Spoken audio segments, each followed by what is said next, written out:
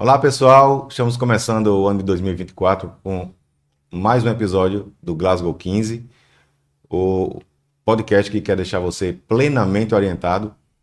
Eu, mais uma vez, com o Dr. Renato Dumares na minha companhia. Bom dia, pessoal. É um prazer estar de novo aqui. E dessa vez estamos com o Dr. Marcos Giacomi, que é então presidente do Conselho Regional de Medicina do Estado do Rio Grande do Norte, que muito nos honra estar aqui. Bom dia a todos, é um prazer imenso estar com vocês aqui para a gente debater temas importantes sobre a medicina no estado do Rio Grande do Norte. É isso, Marcão. E a gente queria, né, Renato, há muito tempo ter a presença ilustre de Marcão aqui para dirimir algumas dúvidas e de diversas demandas que a gente tem no nosso meio, tanto médico quanto do direito, que é o fundamento do Glasgow 15, e isso está só aumentando, porque ele demorou, então ele agora vai ficar aqui com a gente conversando até a gente resolver tudo A isso. gente tem muita coisa para falar, doutor Marco. A gente tem essa atuação aqui no nosso podcast com a intenção realmente de trazer para a classe médica informações jurídicas, é importante, informações do mundo médico, né? Para os estudantes de direito também tem sido muito interessante. Quem pretende atuar ou já atua no direito médico também tem sido muito bom. Então a gente tem tido uma amplitude muito grande de público. E a atuação do CRM precisa ser mais divulgada nesse sentido, né? Sempre bom divulgar cada vez mais, porque as pessoas têm uma ideia errada, muitas vezes, do CRM, porque acham que o CRM é para apenas os médicos. E não é, o CRM é para a sociedade, Isso. né? Então ela regula o trabalho médico. As pessoas pensam, muitas vezes, falando bem francamente, que o CRM é corporativista. Não é, né? Muitas vezes o médico sofre sim punições perante o conselho quando não atua dentro da ética médica, né? E ninguém melhor do que o presidente do conselho está aqui para tratar sobre esses assuntos que a gente vai conversar hoje. E é uma alegria muito grande ter a sua presença aqui. Muito obrigado. Ok, estamos à disposição. O Conselho Regional de Medicina é uma autarquia muito séria, respeitada, tem uma história muito bem construída dentro do estado do Rio Grande do Norte e a gente quer realmente fazer com que essa instituição seja realmente melhor conhecida pelo público, né, pelos próprios médicos, para que a gente consiga, na nossa missão, ir adiante, fazendo sempre o melhor para a sociedade. A gente sempre diz isso aqui, eu e o Renato, a gente sempre diz que o conselho chega, onde ele chega, ele melhora. Tanto a atividade médica, em defesa daquele médico, para ele não ser prejudicado com alguma atitude ou alguma coisa que esteja prejudicando o desenvolvimento do seu correto trabalho, quanto a sociedade também, que o conselho vai ali para melhorar aquele ambiente, aquelas instalações, as estruturas e o serviço médico para oferecer uma melhor qualidade àquela sociedade, àquela comunidade. E daí eu já começo, Marcão, com aquela história de uma mudança agora da categoria de erro médico. Porque eu me lembro que eu estava em Brasília, você também estava, eu fui conselheiro até setembro agora do ano passado, com 3 gestões, então há 15 anos, e em torno de 7 anos, faz 7 anos aqui, uns 7 anos, a gente estava lá no plenário do Conselho Federal de Medicina em Brasília, e o que aconteceu? O desembargador de aulas promoveu lá um debate sobre essa categoria de erro médico para mudar esse sistema de classificação. E foi conseguido agora para mudar para um nome chamado danos materiais e ou morais decorrentes da prestação de serviço de saúde. Preste atenção, caro ouvinte ou espectador. Erro médico já está dizendo que foi erro. Então você, antes de julgar, antes de ter um julgamento, você já está determinando como se fosse erro. E existe uma sindicância, existe com o PEP, o processo ético profissional, para poder ver se aquilo mesmo é passível de erro médico. Então, por isso que o nome agora está um nome mais adequado: danos materiais ou morais decorrentes da prestação de serviço de saúde. E, Marcão, eu me lembro de um episódio que começou nisso, é bem curioso, eu vou só ilustrar aqui. No episódio do leito 19 do Hospital Santa Maria, em Brasília. Olha como são as coisas. O que aconteceu foi 13 pessoas internadas no leito 19 do hospital em Brasília morreram. As pessoas que eram internadas nesse leito, algumas morriam. E era um leito de alta mortandade, é uma mortalidade incrível. sei se você lembra dessa história. E o que acontecia era, não sei o que acontecia, o pessoal, aí morria um paciente ali, que era internado. Foram ver depois de muito tempo que estavam trocadas as tubulações de ar comprimido com oxigênio, olha, veja só. Então, o vermelhinho do verde. O paciente que ia receber uma inalação, uma nebulização, um oxigênio terapia, em vez de oxigênio, ar comprimido. O pulmão não aguentava e matava. Então, aí isso foi classificado muito tempo, aquela morte daquelas pessoas, como erro médico. E não tem nada de erro médico. O erro dali foi do pessoal da instalação, da engenharia, que o técnico lá só inverteu o ar comprimido com o CO2, com o oxigênio. Isso matou muita gente. Então, daí vem mais um episódio que a gente quer classificar, não só de erro médico, como às vezes um erro da enfermagem, de outro membro da equipe, como também um erro de estrutura, que eu queria que você explanasse um pouco sobre isso aí. Exatamente. Dentro dessa lógica, temos que distinguir quando de fato há um erro profissional, que o médico, né, o profissional da medicina, de alguma forma, ele faça uma atitude que venha levar dano ao seu paciente, que aí seria classificado, quando julgado, como erro médico. Mas existem outras situações que são falhas institucionais, por exemplo, a estrutura física para que o exercício profissional aconteça a contento, né, tem que estar realmente dentro de um padrão de boa execução da prática médica. O exemplo que você deu agora dessa troca de gases, né, como, por exemplo, a falta de continuidade de energia elétrica para um determinado setor, né, e venha causar dano a algum paciente que ela esteja internado, também não é culpa do médico, né, não é culpa do profissional, do plantonista que ali está, não é culpa do diretor diretor técnico que está em casa, que naquele momento não está no plantão. Mas assim, há uma estrutura, né? Existe hoje uma tese em que o Conselho de Medicina Federal bate muito, você sabe muito bem disso, que é a segurança do paciente. É algo muito, muito importante que a gente tenha essa observação. Então, assim, a segurança do paciente é exatamente para prever coisas que podem estar num contexto inadequado, que possa levar algum tipo de falha naquela assistência.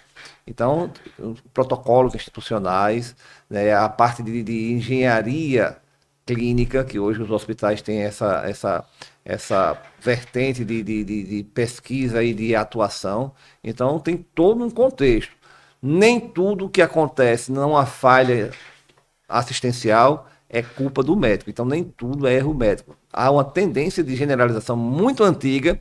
Tudo que acontece que leva dano a algum paciente é rotulado como erro médico e não é verdade. Aí, nesse caso de, por exemplo, um médico prescrever uma droga correta, ou então ele não prescrever vamos dizer um nome até comercial, sem nenhum conflito de interesse, um Buscopan composto, que tem lipirona. Ele prescreveu um Buscopan simples, ou um Buscopan Plus, que tem paracetamol. E na manipulação, a enfermagem, a equipe de enfermagem mudou e colocou o composto e a pessoa tem alergia e deu um problema. Nesse caso, não é mais erro médico, é um erro da enfermagem. Vai ser o que vai ser chamado a atenção aí, vai ser autuado em cima do pessoal da enfermagem, ou seja, Corém e não mais CRM? Existe a apuração e quando realmente detectar que houve falha do profissional da enfermagem, sim, aí é com o conselho de enfermagem, que vai fazer a apuração daquele profissional. Porque antes sempre respingava primeiramente na classe médica. Uma tendência, generalização complexa nesse ponto, é muito antigo isso. Para quem estiver assistindo o nosso podcast pela primeira vez, né, eu sou advogado, especialista em direito médico e defesa médica, eu atuo especificamente com isso e atuo bastante no Conselho de Medicina, né, em defesa dos médicos e também judicialmente. Eu já tive várias defesas, onde a responsabilidade era da enfermagem. Caso de compressa, contagem de compressa. A gente teve um caso muito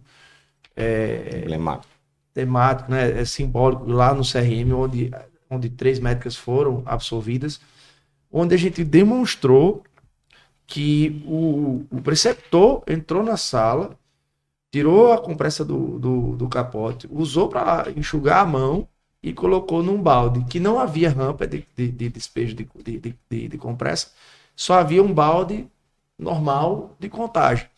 Então, ficou constatado que a enfermagem se atrapalhou com aquela contagem, né, porque o balde também era uma falha estrutural hospitalar, um hospital público de poucas condições. Você tem que ter um rampa de despejo de compressa. E ficou constatado que houve essa falha da enfermagem por causa disso. Então, assim, não houve nenhum processo no Corém com relação a isso. E as médicas terminaram sendo absolvidas depois de anos de processo, né? Então, assim, na justiça comum, digamos assim, que é onde a gente tem o maior número de processos, é dificílimo mostrar isso para um juiz. A gente, hoje, se a gente não tiver uma perícia fazendo essa apuração, o juiz por si só dificilmente consegue entender. Primeiro, por exemplo, nesse exemplo de compressa, o médico esqueceu uma compressa no paciente, como se ele fosse um médico muito distraído, muito, né, que não tivesse prestando a menor atenção para o ato cirúrgico, e aí ficou uma compressa na cavidade. Mas tem que mostrar que ele não consegue ver, que a compressa está, né, invisível no sangue, está encharcada de sangue, que ele não tem como duvidar da enfermagem, quando a enfermagem diz, olha, você contou, a gente contou aqui 77 compressas, contaram 2 vezes, contamos 2 vezes, verificaram no hamper, verificamos. Então ele não vai sair caçando compressa. Exato. Se ele não está vendo compressa, né? Então, até isso ser esclarecido, está lá no sistema o médico, erro médico. Isso. Quem pesquisa o nome do médico encontra o processo, acha que o médico é desleixado, que o médico é culpado, porque a primeira leitura é sempre no sentido de achar que aquilo ali faz sentido e que o médico seria culpado. Então é um avanço muito grande, porque isso vai abrir a cabeça de todos os julgadores. Quando eu digo julgador, eu digo tanto no CRM como na justiça, principalmente na justiça, para que os profissionais de saúde que não são médicos também sejam responsabilizados. Então, assim, são inúmeros casos. Além disso, já vai correr a boca pequena que aquele médico aconteceu isso, então, eu ia me operar com ele, não vou mais. Né? Já fica aquele cirurgia plástica, se você está sofrendo um processo, o paciente vai procurar. E se ele vê o processo, ele não vai querer fazer com você. Pois é. O prejuízo é muito grande. Pois é. Então, esse agora, tipo de preconceito contra o médico vai acabar. A gente estava falando sobre o papel do Conselho de Medicina na proteção dos médicos e na proteção da sociedade, né? E eu tive um caso agora recente, agora da semana retrasada, onde eu procurei Dr. Braga, porque a gente estava tendo um caso de acusação de erro médico, onde havia uma pressão política por parte do gestor do município, onde ele queria que os médicos fizessem um vídeo se justificando para a sociedade sobre o que tinha acontecido. E o que é que tinha acontecido? Porque o paciente fez uma reportagem acusando os médicos de erro médico. E saiu na televisão.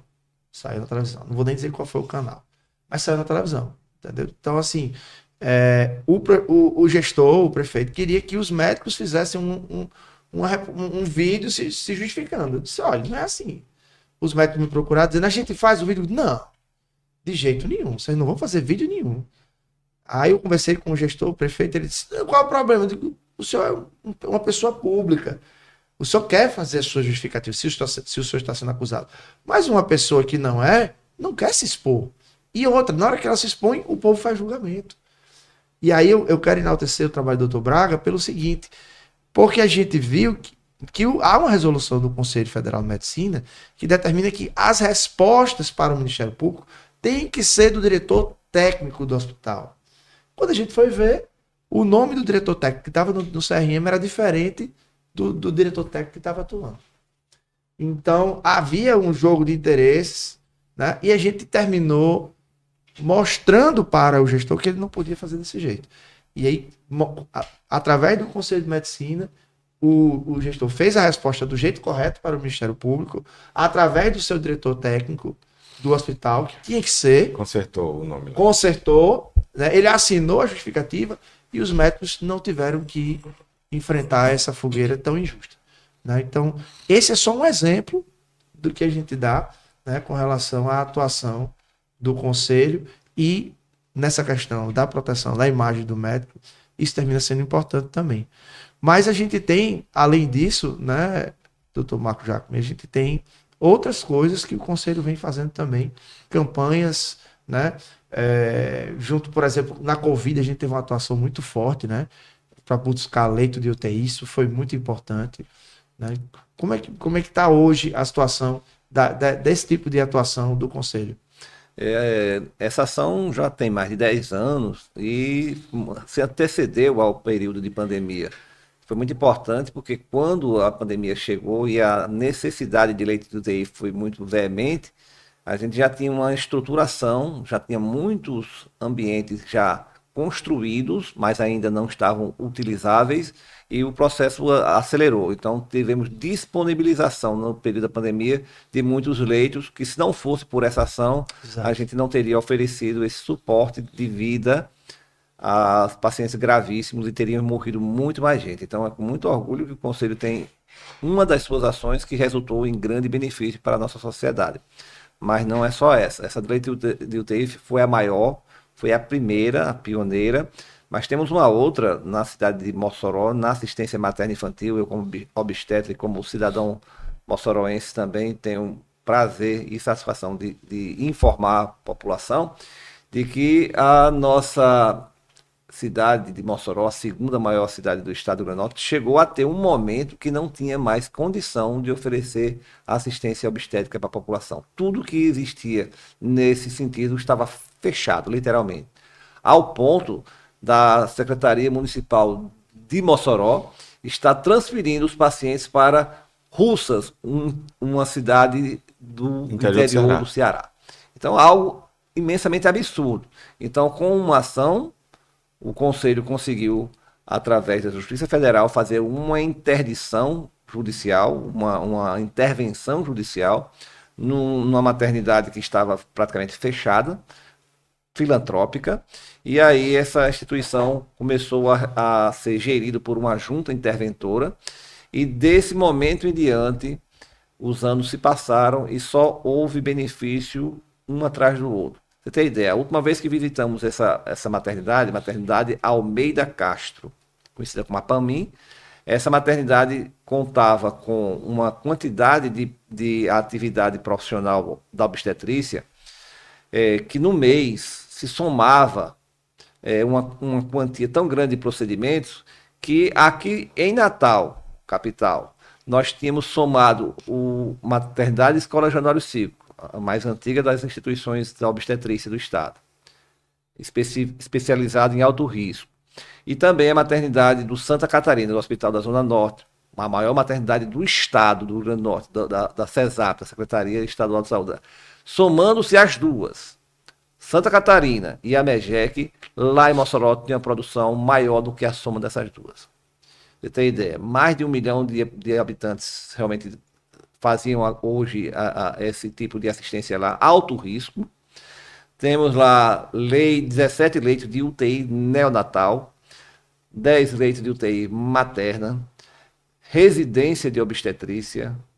Temos lá uma quantidade de plantonistas, de obstetras, de pediatras e de anestesistas realmente em quantidade suficiente para a demanda. Não encontramos em nenhuma visita lá, pelo relato de nosso diretor Braga lá, nunca encontramos naquela maternidade pessoas em corredores.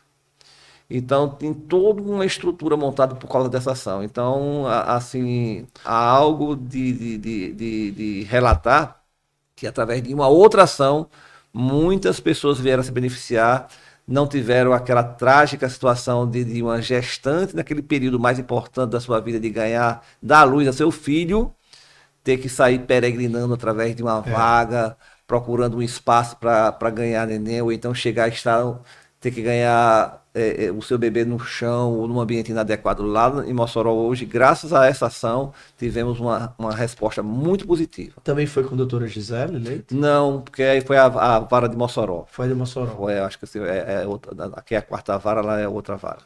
E lá está tendo até residência de obstetrícias, né? Obstetrícia. E o que é que você está achando desse ensino médico, assim, de uma forma... A obstetrícia, só para eu completar uma colocação, né, porque de alto risco, né? Uhum. Então, ele fez um centro de atendimento de alto risco.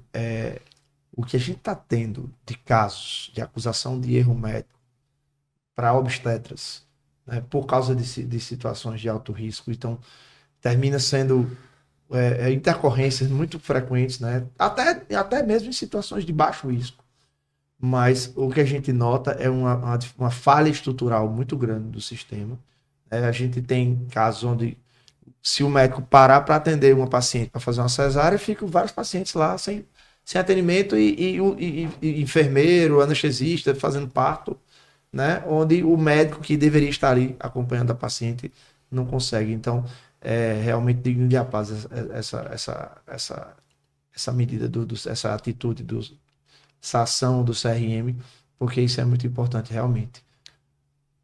Muito importante, aproveitando aí a oportunidade, assim, a gente dentro da ação de leitos de UTI, nós temos agora, no momento, o foco muito voltado para a UTI neonatal. E aqui em Natal nós temos, como eu falei, os dois maiores serviços que têm alto risco, né, a Maternidade Escola e o Santa Catarina, tem sempre uma superlotação na sua UTI neonatal. E a gente já aponta, já nessa ação, que precisa ter um reforço de leitos para essa superlotação seja realmente minimizada. E aí, lá no Hospital Maria Alice Fernandes, foi feita uma estrutura muito boa para mais novos leitos de UTI. Essa ação ganhou mais 10 leitos de UTI neonatal naquele ambiente, já que já existe 10 leitos de UTI pediátrico funcionando a contento por causa da ação também já há algum tempo. E vai ser acrescentado mais 10, que era para ter sido acontecido semana passada, mas vai chegar mais um pouquinho mais adiante.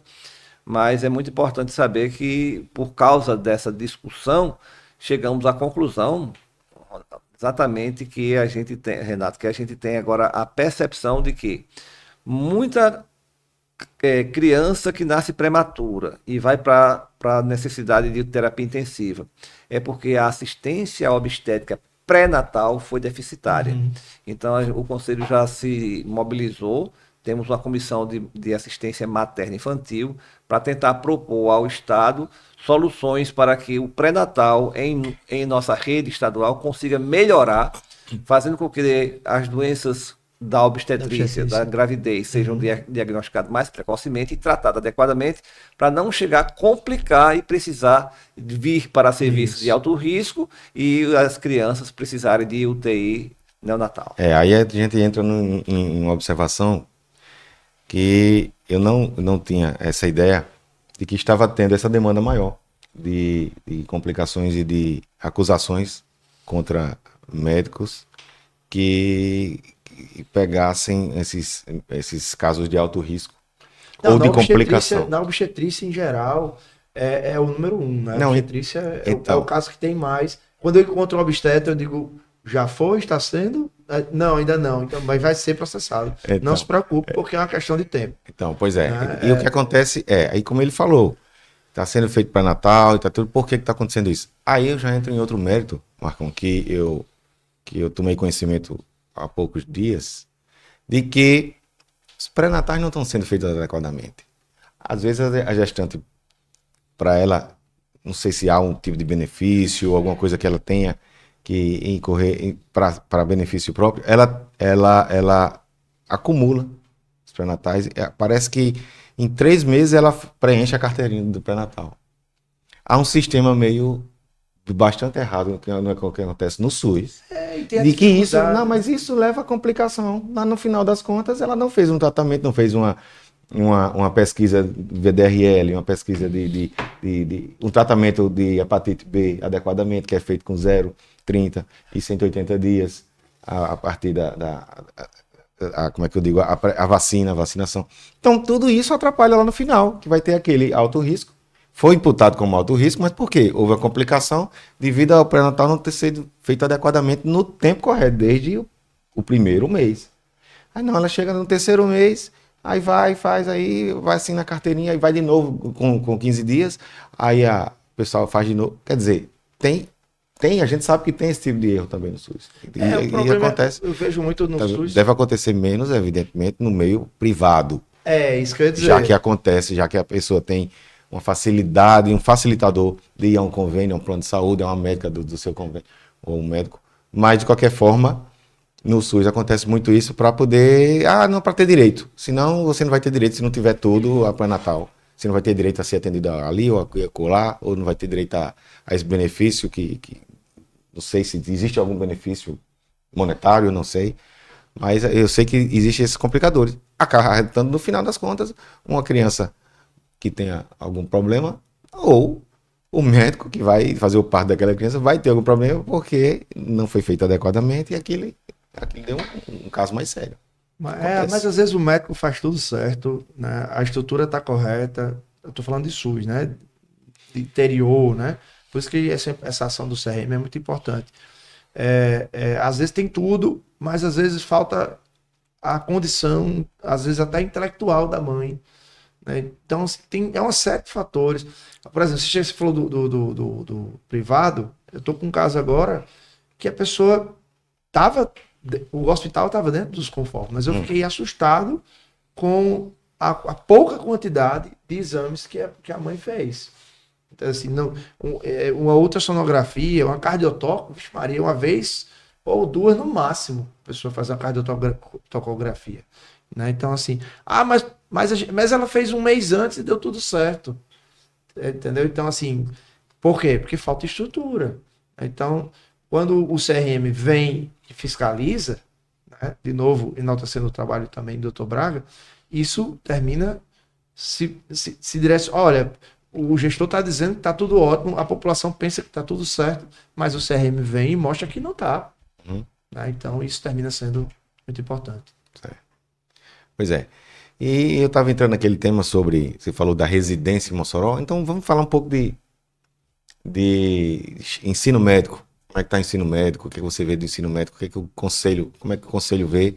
Não só o conselho regional, mas o federal, frente a essa pulverização de faculdades de medicina como um todo no Brasil. Hoje, acredito que... Aqui, nós temos quantas faculdades? Somos 6 aqui. Aqui no estado. 6 estados, aqui no estado.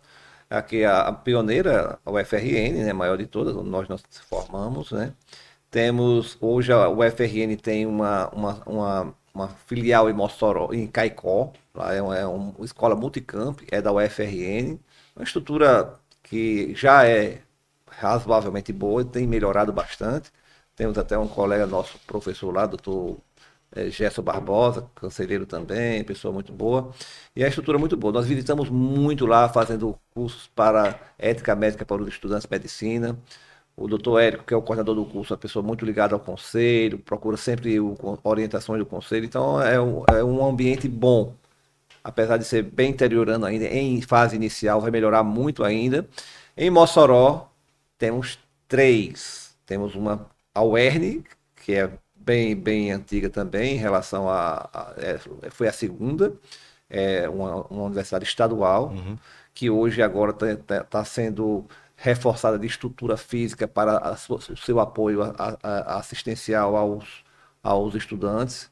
E temos também lá em Mossoró uma privada e temos também uma federal, que é a UFESA. Certo. E aqui em Natal temos a UNP também, que chegou já bem estruturada, já de algum tempo. Então aqui nós são 6. Quer dizer que são 3 em Mossoró, 3 em 2 Mossoró, em Natal, 2 em Natal Caicó. e em Caicó. Aí já existe perspectiva de chegar mais 3, mas ainda não está ainda numa fase que a gente já possa dizer que já tem a data de início, não. Mas aqui em Natal temos mais 2 para começar e em Mossoró mais uma. É mesmo. Então vamos para 9. Vamos pra E o que é que você vê? Aí como é que o conselho... O Conselho Federal hoje tem essa pauta como uma das mais importantes. Por quê? Porque colocou-se na condição de que o Brasil, que é um país continental, uma população imensa, tem poucos médicos. Isso não é verdade. A questão só do médico, fazer conta. Proporcionalmente, nós temos uma quantidade de médicos suficiente para dar cobertura à população brasileira. O grande e o mais grave de tudo é o problema da distribuição inadequada. Ou seja, concentração nas grandes capitais e ausência ou insuficiência em ambientes mais remotos. Isso aí realmente é muito grave. Essa distribuição, não há uma presença estatal, organizada, firme e que tenha uma ação duradoura para a organização disso aí. Tentou-se, por algumas vezes, fazer paliações, né? Fazer medidas improvisadas, como o Mais Médico, por exemplo, na versão anterior, que foi péssima.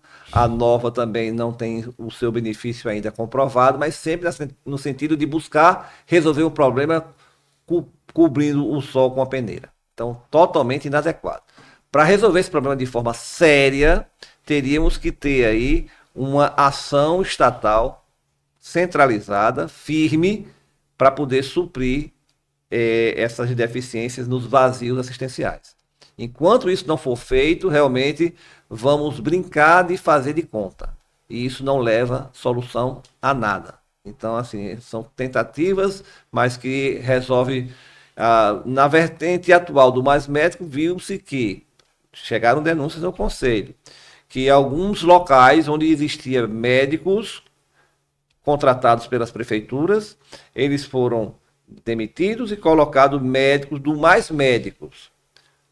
Trocou, aumentou, mais médico é acrescentar, somar mais, não é isso? Na prática. Isso. Na teoria trocou 6 por meia dúzia e não acrescentou, mas foi pior.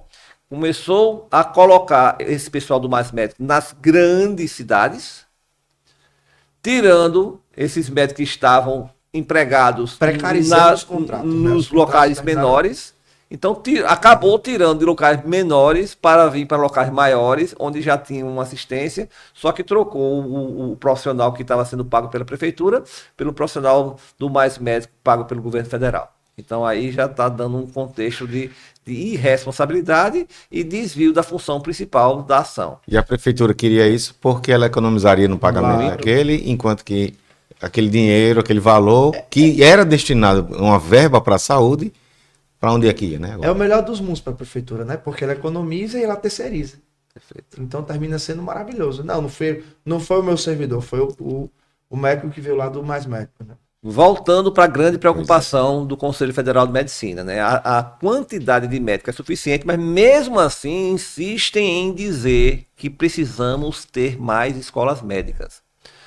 Tirando a Índia, que é a segunda maior população do mundo, logo depois da China, nós somos o segundo país do mundo em maior número de escolas médicas. Muito maior do que os Estados Unidos, que nós temos uma população maior do que a nossa, um desenvolvimento totalmente bem organizado. Tem muito menos escolas médicas do que o Brasil, mas não é só isso. Pior é que está para abrir mais 90 e poucas escolas a mais, que está lá precisando de uma aprovação lá do Supremo, que ainda está com uma ação lá, o Conselho Federal está próximo dessa ação. Está segurando isso. Está tentando segurar, mas na verdade o que está colocado é o seguinte: esse aumento dessas escolas médicas não é ruim só aumentar, porque aumentar quando necessário a gente tem que bater palma, porque quando é bom, vai resolver um problema, a gente tem que realmente assimilar como uma coisa boa.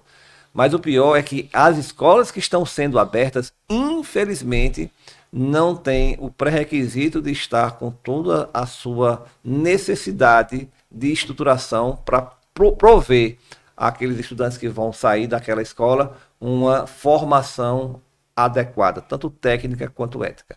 Então, essa é a grande problemática que o Conselho tem. Então, mais escolas com formação com menos qualidade. Então, isso é péssimo para a população. E aí, onde entra depois a história do revalida.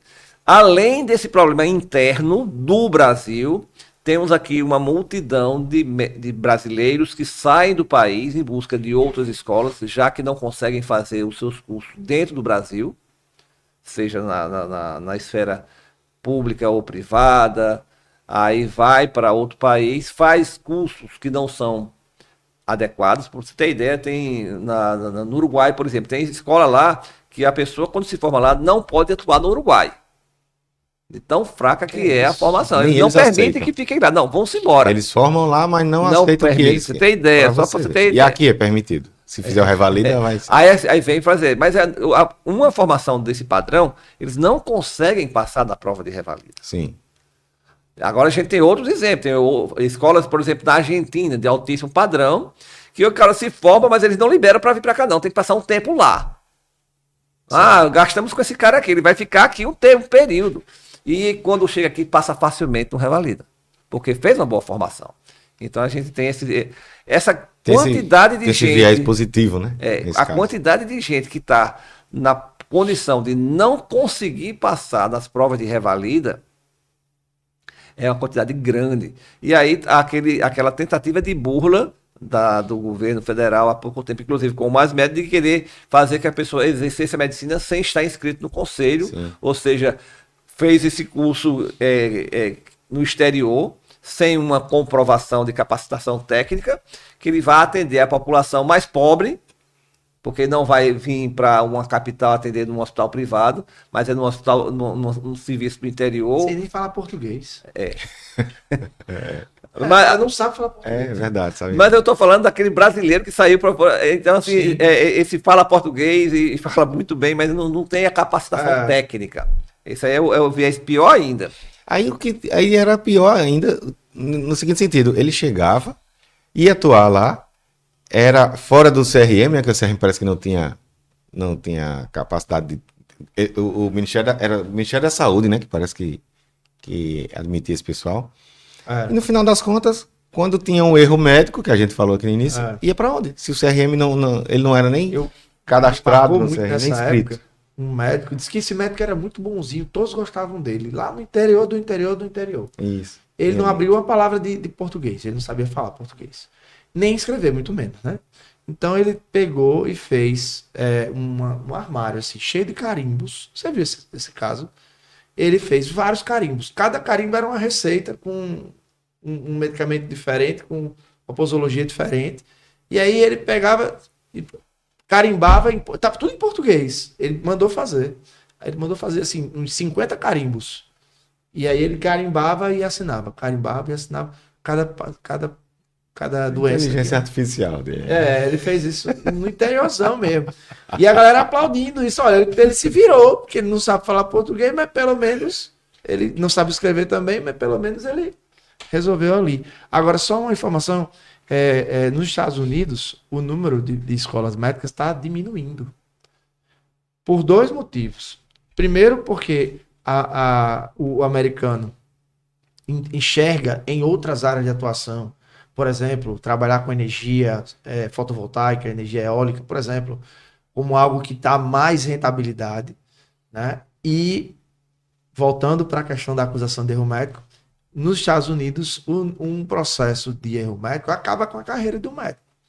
Aqui existe a regra no Código de Processo Civil, onde você tem uma limitação de condenação por dano moral, dano material, por causa das jurisprudências do tribunal. Lá não, o juiz dá a condenação, né? Lógico, existe a jurisprudência também, mas eu digo assim, os valores são muito altos. Então, se o médico é acusado de erro médico de matar um bebê, por exemplo, um obstetra, né? Ele perde o bebê e ele é acusado de ter sido um culpado. Ele vai ser condenado em $1 milhão, $2 milhões, $5 milhões, né? Então, um médico que está começando a carreira, ele não consegue pagar $5 milhões. Então, o que se tem notícia lá é que qualquer hospital que contrata médicos lá exige que o médico tenha seguro. E um seguro para a obstetrícia lá, por exemplo, não é menos que $100 mil por ano. Então o cara começa a carreira e tem que separar 100 mil só para seguro. Não bate, a conta não fecha. Então ele desiste da medicina e vai fazer outra coisa. Então outros que estão pensando em fazer nem começam. Então o número de faculdades lá está caindo vertiginosamente por causa disso, né? Então outra coisa que eu anotei aqui com relação às medidas, né, de distribuição de médicos. Plano de carreira. Tem que ter um plano de carreira como um juiz tem. Por que um juiz quer tanto passar num concurso e ele vai lá para a terceira entrância, ou seja, ele vai lá para Pau dos Ferros, ele é de Natal, mas ele vai lá para Pau dos Ferros, né? Por exemplo, Pau dos Ferros é a central de região, eu não sei nem se ele é terceira entrância, pode ser que seja segunda, mas ele vai para uma cidade lá no interiorzão mesmo. Por que ele se dispõe aí? Porque ele vai para lá ganhando auxílio moradia, né, ganhando um salário cheio. Digamos, vamos arredondar aqui, que um juiz ganhe R$40 mil de salário. Digamos que seja esse o valor. O médico daquele município, que ele trabalha ali pelo município, ganha 3 mil, 5 mil no máximo. Se for 5 mil, o servidor, o prefeito ganha 3. Como é que pode? Não dá. Aí ele é servidor do município. Então, quem é que vai querer ir para o interiorzão para ganhar menos que o prefeito de lá, daquele local? Saiu, inclusive, um edital há poucos dias de que o salário do médico ofertado era de R$ 4.000, a da psicologia R$ 8.000 e do técnico ambiental 14. E aí? Lógico que a gente sabe que ninguém é inocente aqui em saber que eles colocam o salário do médico 4.000, mas às vezes dão uma gratificação de 2, de 3, porque ele não quer constar ali na folha para ficar ruim até para, não sei, aposentadoria, alguma coisa desse tipo, para não onerar mais. Renato, você está falando Mas isso mesmo porque assim... Você está falando isso porque você quer que o médico seja milionário. Minha gente, um personal trainer ganha 20 mil por mês. Um personal trainer... Tá cuidando da sua saúde também. Tá cuidando da sua saúde, ele ganha 20 mil por mês, ele ganha bem. Por que o médico não pode ganhar 20 mil? Se for 20 mil no interior, o médico vai. Vai. Vai. Agora ele não vai para ganhar 3 mil. Vou aproveitar só deixa que você falou de Pau dos Ferros. A população de Pau dos Ferros é 30 mil pessoas. Em torno disso. 30 mil é a quantidade de médicos hoje formados por ano no Brasil. Então veja só. Isso com perspectiva de aumentar e, infelizmente, nesse universo, pela quantidade de escolas novas, sem ter esse padrão de qualidade exigido para que o resultado final, que seja um médico, entregue à população brasileira para exercer a atividade com dignidade, com conhecimento e com bons resultados. E com ética, né, Marcão? Que às vezes falta. Então, veja só, é muito importante saber que desses 30 mil médicos, infelizmente, uma boa parte não tem esses pré-requisitos que a gente precisa, que a população necessita. Então, é muito, muito grave tudo isso. Então, questão de poucos anos, a gente vai ter uma população de médicos muito maior do que a gente possa imaginar, como aconteceu tempos atrás com a profissão da advocacia. Advocacia, né? sim. Então, assim, algo nesse sentido está acontecendo. E, infelizmente, aí vieses econômicos estão por trás de querelas que envolvem essa situação, e a gente fica nessa condição de brigar. O Conselho Federal luta muito veementemente para que não aconteça esse aumento e que todo aumento de universidades seja proporcional ao fechamento de outras.